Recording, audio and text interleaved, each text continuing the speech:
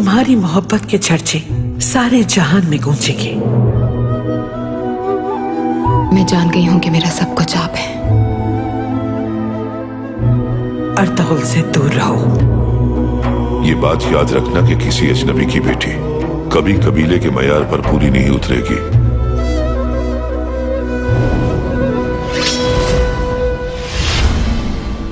मुसलमान जब तक एक दूसरे के खून का प्यासा है, तुम्हें कोई मुश्किल नहीं होगी इस काम में।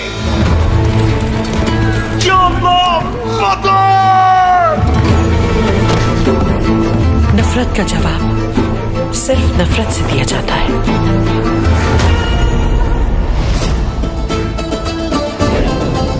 अल्लाहु अकबर। वो बहुत जल्द एक जंगजू भेजेगा जो पूरी दुनिया में इस्लाम का परचम बुलंद करेगा।